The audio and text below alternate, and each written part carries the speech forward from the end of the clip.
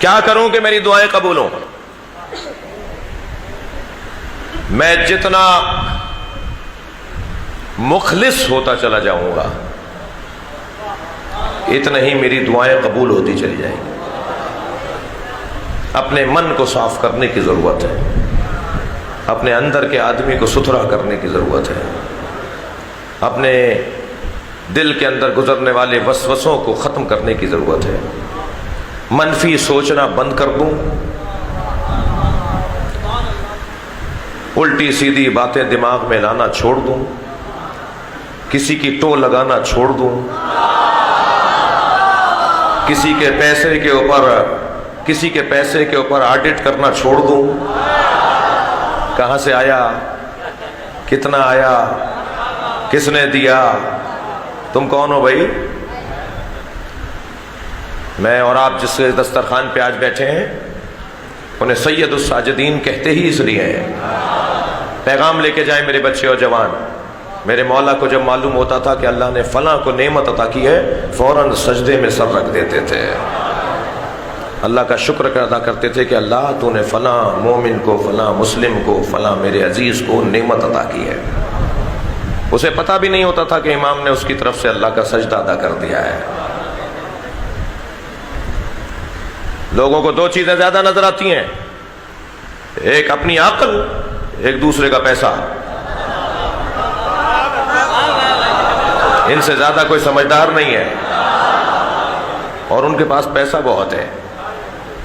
تمہیں کیا پتا کہ کہاں کہاں کے مقروض ہیں وہ، اور تمہیں ضرورت کیا آ رہی ہے ان کے پر غور کرنے کی؟ تم فالتو ہو؟ اپنا من صاف کرو، طے کرو۔ آج امام سجاد کی مجلس میں بچوں اور جوانوں سے بات کر رہا ہوں، بزرگ مجھ سے خفا نہ ہو کہ میں انہیں کچھ سمجھا رہا ہوں۔ طے کریں آج میرے جوان، میرے بچے، میرے کم سن ساتھی، کہ ہمیں اپنا من سب سے صاف کرنا ہے۔ فلاں رشتہ دار سے 6 مہینے ہو گئے سلام دعا بند ہے، امام سجاد کو آج راضی کرو، اسے ٹیلی فون کر کے، اس سے رابطہ کر کے امام سجاد کو راضی کرو۔ میں امام سجاد کی مجلس سے آ رہا ہوں، ممبر سے پیغام یہ دیا گیا تھا کہ رشتہ داروں سے تعلقات کو توڑو نہیں، تمہارا وہ کردار رہے مگر میرا کردار یہ ہے کہ میں تم سے تعلقات کو اچھا کرنا چاہتا ہوں۔ 3 دن سے زیادہ مومن ایک دوسرے سے بات کرنے سے گریز نہ کرے، بات کرنے سے گریز نہ کرے، نہیں اس سے زیادہ نہیں، سلام دعا رابطہ۔ عزیزان گرامی، اپنا من صاف کرنے کی ضرورت ہے، اپنے آپ کو سچا کرنے کی ضرورت ہے۔ قُلْ إِنَّمَا أَعِظُكُمْ بِوَاحِدَةٍ، میں ایک نصیحت تمہیں کرتا ہوں، اللہ کہہ رہا ہے قرآن میں۔ آیات تو 6000 سے زیادہ ہیں مگر نصیحت صرف ایک دفعہ ہی کی ہے اس نے۔ اتنی آیات میں اس نے نصیحتیں بہت کی ہیں مگر انہوں نے نصیحت نہیں کہا، صرف ایک نصیحت تمہیں کرتا ہوں، ان تقوموا للہ، اللہ کی خاطر زندگی گزارو، مثنی و فرادا، مل کر یا تنہا رہ کر۔ میرا ہر قدم مجھے جواب دینے کے لیے ہو کہ یہ اللہ کی خاطر اٹھ رہا ہے یا نہیں۔ بہت ساری چیزیں اپنے گھر میں سجانے کی ہوتی ہیں، اچھے مناظر آپ توغرے بنا کر لگاتے ہیں، قرآن کی اس آیت کو بھی خوش خطی میں لکھوائیے، بڑے فریم میں اسے اچھے فریم میں کر کے اپنے گھر میں لگائیے۔ سورہ تکویر کی آیت ہے، فَأَيْنَ تَذْهَبُونَ، کہاں جا رہے ہو؟ پوری آیت ہے یہ، کہاں جا رہے ہو؟ سورہ تکویر کی آیت، کہاں جا رہے ہو؟ اسے بڑا بڑا کروا کے اپنے گھر میں لگائیے، آتے جاتے آیت ہم سے کہے گی کہاں جا رہے ہو؟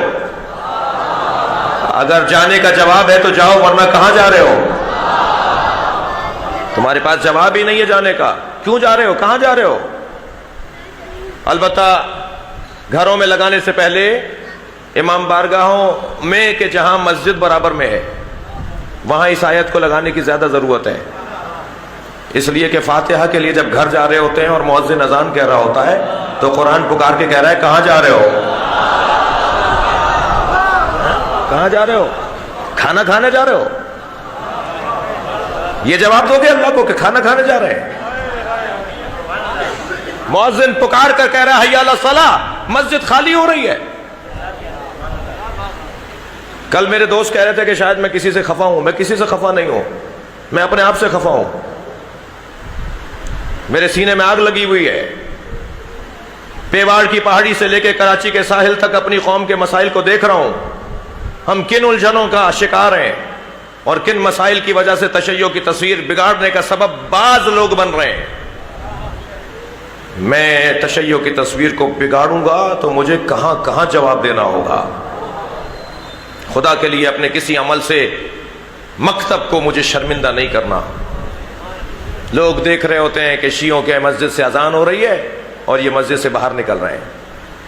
کہاں جا رہے ہیں جی؟ فاتحہ کی رسم میں جا رہے ہیں. ارے بھائی، بڑے بوڑھوں نے ہندوستانی خاندان میں یہ مشکل ہے، میں بھی اسی خاندان سے ہوں. شاید پہلے وہ مغرب سے پہلے فاتحہ اس لیے رکھی جاتی تھی کہ بھائی لالٹینوں کا دور تھا، چراغوں کا دور تھا، جی اندھیرا ہو جائے گا، یہ گاؤں کیسے لوٹیں گے، تو دن چڑھے اور دن اترنے سے پہلے فاتحہ کی رسم کر لو تاکہ لوگ اپنے گھروں کو چلے جائیں. یہ کوئی قرآن میں آیا ہے؟ کسی حدیث میں آیا ہے کہ مغرب سے پہلے ہی فاتحہ ہوگی؟ میں مجلس میں بیٹھی ہوئی خواتین سے کہوں گا کہ اللہ نے آپ کو مردوں سے زیادہ دین کا جذبہ عطا کیا ہے. یہ مسئلہ بھی آپ کی وجہ سے ہے. اگر آپ اپنے مردوں کو کہہ دینا کہ فاتحہ نماز کے بعد ہوگی تو مردوں میں جرأت نہیں ہے.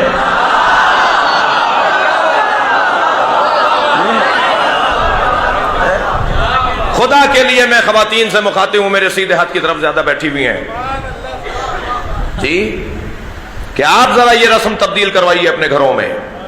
ہمارے یہاں کی فاتحائیں نماز جماعت سے ٹکرا رہی ہیں.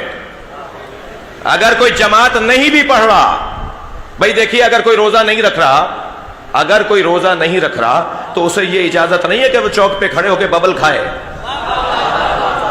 اس لڑکے کو یہ اجازت نہیں ہے کہ وہ چوک پہ کھڑے ہو کر کوئی ٹافی کھائے. تم نے روزہ نہیں رکھا تو تم چوک پہ کھڑے ہو کے ٹافی کیوں کھا رہے ہو؟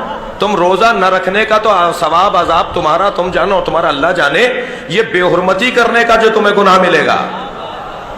میں نماز نہیں پڑھ رہا، میں نماز جماعت سے نہیں پڑھنا چاہتا، میں مولانا کے پیچھے نہیں پڑھنا چاہتا، تو کم سے کم نماز کی توہین تو نہ کروں. صلوات پڑھیں محمد و آل محمد.